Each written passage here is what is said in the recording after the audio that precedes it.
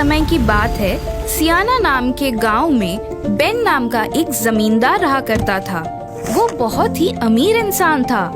अमीरी तो जैसे उनका पुश्तैनी हक था और उसमें से बेन और भी अमीर बनने की चाह रखता था। बेन अमीर बनने की लालच में बहुत ही दुष्ट और दुराचारी बन गया था। वो हमेशा कर्ज दिए हुए पैसे बहुत ही सख्ती से वसूल किया करता था। बेन किसी की कोई परवाह नहीं किया करता था। इसीलिए बेन के पास से जिसने भी कर्जा लिया था वे सब भिखारी बन गए थे। लेकिन लोगों के पास कर्जा लेने के लिए बेन के अलावा कोई और विकल्प भी नहीं था। बेन सिर्फ सियाना में ही नहीं, आस पड़ोस के गांव के लोगों को भी कर्जा दिया करता था। पास में ही मोरगोना नाम के गांव में स्टुअर्ट नाम का एक गरीब किसान रहा करता था। स्टुअर्ट बहुत ही मेहनती किसान था। वो अपनी खेतों में कड़ी मेहनत किया करता था और जो अनाज की उपज होती उसी से अपने परिवार का पालन पोषण किया करता था। लेकिन स्टुअर्ट की बेटी लियाना बड़ी हो गई थी और उसकी शादी के लिए स्टुअर्ट को बेन से कुछ कर्जा लेना पड़ा था। गरीबी के मारे और कर्ज के बढ़ते हुए ब्याज की वजह से स्टुअर्ट उसे नहीं चुका पाया। ब्याज तो जैसे उसके ऊपर एक पहाड़ की तरह बढ़ ही रहा था। मोरगोना में स्टुअर्ट की तरह और 15-20 लोग थे जिन्होंने भी बेन से कर्जा लिया हुआ था। वे भी गरीबी के कारण उस वक्त पर लौटा नहीं पा रहे थे। सालों से मोरगोना में कोई वसूली न होते देखकर बेन ने मोरगोना के सब कर्जदारों के घर और जमीनों को जब्त कर उसकी नीलामी की जाए ऐसी सूचना अपनी मुनीम को दी। मुनीम तुरंत ही मोरगोना में दाखिल हुआ और सारे कर्जदारों को इकट्ठा कर उनसे बात करने लगा। तो मोरगोना के मेरे प्यारे से कर्जदारों, तुम सब मेरी बात कान खोल के सुन लो। अगर 8 दिन के अंदर अंदर तुमने अपना सारा कर्जा या उसका ब्याज तुम अगर नहीं चुका पाए तो तुम्हारी सारी जमीनें और घरों को नीलाम किया जाएगा। समझे कि नहीं?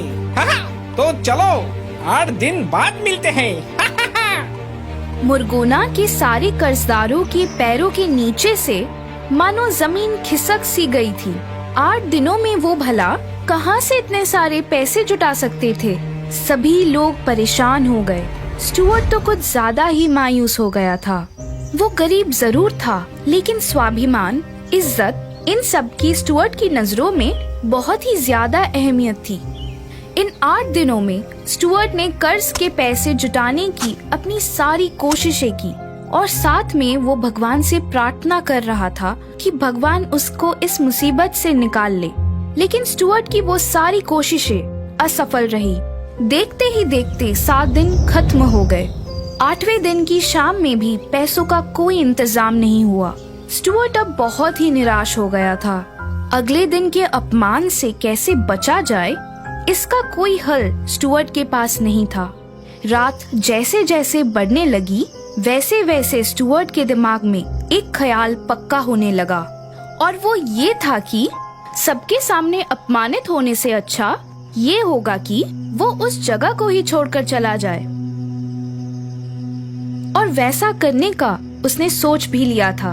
मध्य रात्रि होते ही स्टुअर्ट गांव के बाहर एक घने जंगल की ओर चल पड़ा। उस जंगल में एक बहुत ही गहरा तालाब था और उस तालाब के पास एक जिन रहता था। थोड़ी देर चलने के बाद स्टुअर्ट को एक तालाब दिखा। चांद की रोशनी से वो तालाब रात में झिलमिला रहा था। स्टुअर्ट ने सोचा एक बार भगवान को याद किया जाए। ये सोचकर स्टुअर्ट उस तालाब के किनारे घुटनों पर बैठकर अपनी आंखें बंद कर कुछ बोल रहा था। उसी तालाब के पास बहुत ही बड़ा एक इमली का पेड़ था।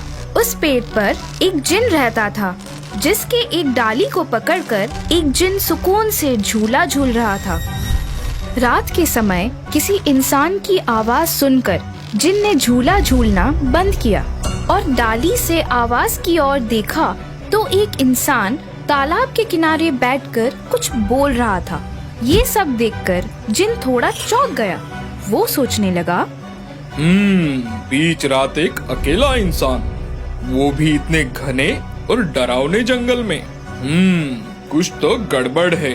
चलो जाकर देखता हूँ आखिर माजरा क्या है। स्टुअर्ट अपनी प्रार्थना खत्म कर वहाँ से आगे बढ़ने वाला था, तभी अचानक जिन उसके सामने जाकर खड़ा हो गया और जोर जोर से हंसने लगा। जिन को सामने देखकर स्टुअर्ट जिन के ऊपर जोर से चिल्लाया, कौन हो तुम? तुम जो भी हो मेरे सामने से हट जाओ। जिन को स्टुअर्ट की बात सुनकर अजीब लगा कि ये इंसान मुझे देखकर थोड़ा भी डरा नहीं। तभी जिन जोर से स्टुअर्ट से बोल पड़ा, कौन हो तुम? शायद तुमने मुझे पहचाना नहीं। मैं हूँ इस जंगल का जिन। तो मैं क्या करूँ? तुम जिन हो या कोई भूत, मुझे उससे क्या? मैं तो इस जगह को छोड़ के जाने वाला हूँ, और वो भी हमेशा के लिए, और शायद ही इस जगह पर मैं कभी वापस आ पाऊँ। स्टुअर्ट की बात सुनकर जिन को हंसी आई और वो जोर जोर से हंसने लगा और स्टुअर्ट से, तुम्हारी ये सोच मुझे तो बड़ी अच्छी लगी। तुम यहाँ से हमेशा के लिए चले जाओ, ये तो मेरे लिए अच्छा ही है। लेकिन क्या मैं तुमसे पूछ सकता हूँ कि तुम यहाँ से क्यों जाना चाहते हो? जिन के बहुत जोर देने की वजह से स्टुअर्ट ने अपनी सारी कहानी जिन को बताई। स्टुअर्ट की कहानी सुनकर जिन को बहुत खुशी हुई, क्योंकि बहुत दिनों बाद उसे किसी को सताने का मौका जो मिला। इसीलिए जिन खुशी के मारे झूम रहा था और पेड़ की डाली से झूलते हुए जिन ने स्टुअर्ट से कहा, बस इतनी सी बात? अरे इतनी सी बात के लिए तुम यहाँ से जाना चाहते थे?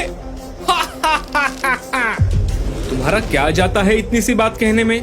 तुम तो एक जिन हो, इसलिए तुम्हें किसी बात की कोई फिक्र नहीं है। वैसे तुम्हें भी नहीं होगी, और वो भी हमेशा के लिए। वो भला कैसे हो सकता है? बताता हूँ। बस तुम इस जगह को छोड़कर मत जाना। अगर तकलीफ ही ना हो तो भला कौन इंसान अपनी जगह छोड़कर जाना चाहेगा? तो फिर ठीक है, चलो मैं तुम्हारे साथ गांव तक चलता हूँ और रास्ते में तुम्हें बताता हूँ कि तुम्हें आगे क्या करना है। स्टुअर्ट जिन के साथ गांव की तरफ निकल पड़ा। जिन ने स्टुअर्ट को आगे क्या करना है वो सारी बातें बताने लगा। जिन की बातें सुनकर स्टुअर्ट को अब अच्छा लगा। स्टुअर्ट जब गांव में पहुंचा तब तक सुबह होने को आई थी। स्टुअर्ट शांति से अपने घर जाकर सो गया। दूसरी ओर मोरगोना गांव के कर्जदार अपना कर्ज नहीं चुका सकते, इस बात का पूरा यकीन बेन को था। इसीलिए उनके घर और जमीन को नीलाम करने के लिए बेन ने अपने आदमी भेज दिए। थोड़ी देर सोने के बाद स्टुअर्ट अपने गांव के जमींदार के पास गया। स्टुअर्ट को घर आते देख जमींदार को लगा कि स्टुअर्ट पैसे मांगने आया है। तभी जमींदार बड़े दुखी आवाज में स्टुअर्ट से, स्टुअर्ट, मैं आप सब लोगों की मुसीबत समझ सकता हूँ, लेकिन मुझे माफ करना स्टुअर्ट। तुम सब लोगों का कर्जा चुका सकूं, इतनी बड़ी रकम तो मेरे पास नहीं है। कृपया मुझे माफ कर देना स्टुअर्ट। गांव के जमींदार उतने सक्षम नहीं है, ये बात स्टुअर्ट को पता थी। इसीलिए स्टुअर्ट ने बड़े ही शालीनता से जमींदार से कहा, नहीं जमींदार जी, मैं आपको ऐसे धर्म संकट में नहीं डालना चाहता। मैं तो बस आपसे ये कहने आया था कि आप बस मेरे साथ गांव की सीमा तक चलिए। कल रात निराश होकर मैं जंगल की ओर चल पड़ा था, लेकिन वन देवता ने मुझ पर कृपा कर मुझे कुछ धन दिया है। वो सारा धन मैंने गांव की सीमा के बाहर एक बड़े से पेड़ पर छुपा कर रखा है। वो सारा धन आप लेकर हमें मुक्त कीजिए। स्टुअर्ट की बात सुनकर जमींदार किसी को बिना बताए स्टुअर्ट के साथ गांव की सीमा पर चला गया। वहां जाते ही पेड़ पर बैठे जिन ने जमींदार के शरीर में प्रवेश किया। वैसे ही जमींदार का बर्ताव अचानक से बदल गया। वो हंसने लगा। ये देखकर स्टुअर्ट तुरंत बोला, ए जिन, ऐसा कोई काम मत करना कि किसी को हम पर शक हो जाए। ठीक है, चलो अब गांव में जाते हैं। अब नीलामी शुरू ही होने वाली होगी। स्टुअर्ट और जमींदार जब गांव में आए तो उन्होंने देखा बेन का एक आदमी बीचों बीच खड़े होकर नीलामी की शुरुआत करने वाला था। जैसे ही नीलामी शुरू हुई वैसे ही जमींदार के अंदर का जिन जानबूझकर कीमत बढ़ाने लगा। जमीन, घर और बाकी जायदाद की कीमत जिन बढ़ा ही रहा था, तभी सारे गांव वाले जमींदार की ओर चौंककर देखने लगे, क्योंकि सारी चीजों की कीमत बहुत ही ज्यादा बढ़ चुकी थी। लेकिन इन सब में से सबसे ज्यादा जो खुश था वो था बेन और उसका आदमी जो ये नीलामी कर रहा था। वो बेन से एक बड़े इनाम मिलने की ख्वाहिश कर रहा था। आखिर में सब मिलाकर 10,000 सोने के सिक्कों में नीलामी खत्म हुई।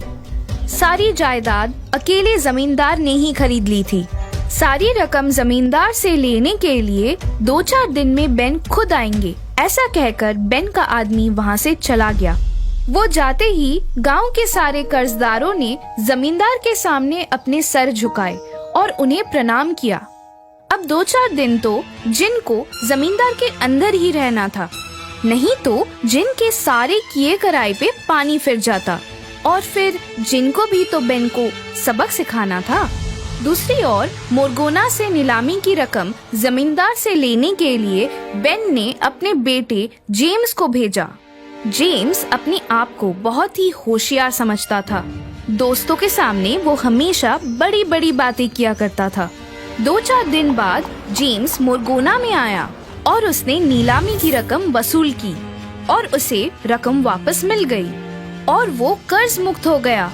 ऐसी बेन की मुहर लगाई हुई कागज उसने जमींदार को दे दी और जमींदार का एक दिन का आदर-तिथ्य लेकर जेम्स अपने गांव सियाना के लिए निकलने वाला था। तभी जमींदार के अंदर के जिन ने जेम्स से कहा, जेम्स, क्या तुम्हें पता है हमारे यहाँ बहुत ही अच्छी नस्ल की बकरियाँ मिलती है। अब तो तुम्हारे पास पैसे भी है और तुम यहाँ पर भी हो, तो कुछ अच्छी बकरियाँ लेकर जाओ। तुम्हारे पिताजी को भी यहाँ की बकरियों के बारे में पता है। बकरियाँ देखकर वो आपसे जरूर खुश होंगे। अब जेम्स भी भला इस बात को कैसे मना करता। उसने सोचा, पिताजी मेरे व्यापारिक चातुर्य देखकर खुश हो जाएंगे। ये सोचकर जेम्स जमींदार की बात मानकर तुरंत वहाँ के बाजार में गया। इधर जमींदार के अंदर के जिन ने बाहर निकलकर एक व्यापारी का भेष बना लिया और बाजार के एक कोने में खड़ा रहा। स्टुअर्ट भी उस बाजार में अपनी बकरी लेकर जिन से थोड़ी दूर खड़ा रहा। जेम्स बाजार में बकरियों की कीमत पूछते पूछते स्टुअर्ट के पास आया। स्टुअर्ट ने अपनी बकरी की कीमत बाकी बकरियों से 2 गुनी ज्यादा बताई। ये देखकर जेम्स स्टुअर्ट से, क्या इस बकरी की इतनी कीमत? क्या ये सबसे अच्छी बकरी है? तभी स्टुअर्ट ने विनम्रता की आवाज में जेम्स से कहा, मालिक, मैं हमेशा सबसे अच्छी ही बकरियां बेचने को लाता हूँ, लेकिन अगर आपको इस बकरी से भी अच्छी बकरी चाहिए तो आप उस कोने में खड़े व्यापारी के पास जाओ। उसके पास एक से बढ़कर एक बकरियां है। जेम्स एक पल भी विलंब न करते हुए उस व्यापारी के पास गया और उनसे पूछा, मैंने सुना है आपके पास बहुत अच्छी नस्ल की बकरियां हैं। मुझे भी अच्छी नस्ल की बकरी चाहिए। जिन ने जेम्स को ऊपर से नीचे तक देखा और उससे कहा, अच्छी? अच्छी मतलब कैसी? अगर आपको कसरत करने वाली बकरी चाहिए तो उसकी कीमत भी ज्यादा होगी। कसरत करने वाली बकरी? भला वो कैसे होती है? अगर आपको वो देखना है तो आपको 100 सोने के सिक्के देने होंगे। जेम्स ने तुरंत 100 सोने के सिक्के निकालकर व्यापारी को दिए। व्यापारी जेम्स को बाजार से दूर एक खुली जगह पर लेकर गया और उसने एक बकरी को आगे किया। बकरी पेड़ पे चढ़ने लगी, गोल गोल घूमकर कूदने लगी। बकरी ने बहुत सारे करतब करके दिखाए। ये देखकर जेम्स हैरान रह गया और उसने व्यापारी से पूछा, क्या आपको ये बकरी बेचनी है? बेशक, लेकिन इसकी कीमत 2000 सोने के सिक्के हैं। 2000 सोने के सिक्के? क्या कभी एक बकरी की इतनी कीमत होती भी है? बस तुम तो इतने में ही डर गए। दोस्त, अगर तुम गाने वाली बकरी की कीमत सुनोगे तो क्या करोगे? क्या गाने वाली बकरी? हाँ हाँ, गाने वाली बकरी।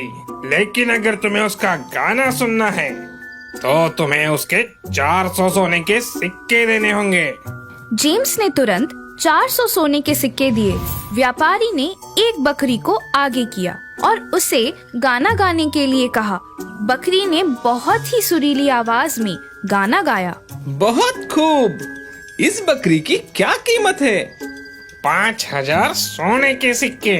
लेकिन इस बकरी से अच्छी नाचने और गाने वाली बकरी है। अगर 1,000 सोने के सिक्के दोगे तो तुम्हें उस बकरी का नाच गाना देखने को जरूर मिलेगा। जेम्स ने बिना सोचे 1,000 सोने के सिक्के व्यापारी को दे दिए। व्यापारी ने फिर से एक बकरी को आगे किया। उस बकरी ने 2 पैरों पर नाचकर और बहुत ही सुरीली आवाज में गाना गाकर दिखाया। ये सब देखकर जेम्स बहुत ही चौंक गया। उसने व्यापारी से कहा, मुझे ये बकरी चाहिए। आप इसे कितने में बेचोगे? 10,000 सोने के सिक्के। उससे एक भी सिक्का कम नहीं। लेकिन अब तो मेरे पास सिर्फ 8,500 सोने के सिक्के हैं।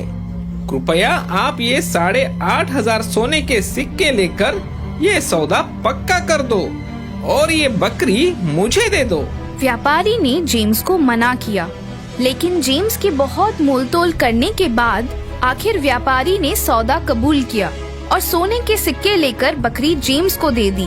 बकरी को सियाना गांव की ओर लेकर चल पड़ा। जेम्स के जाते ही जिन स्टुअर्ट के पास गया और अपने अंदाज में स्टुअर्ट से हंसते हुए कहा,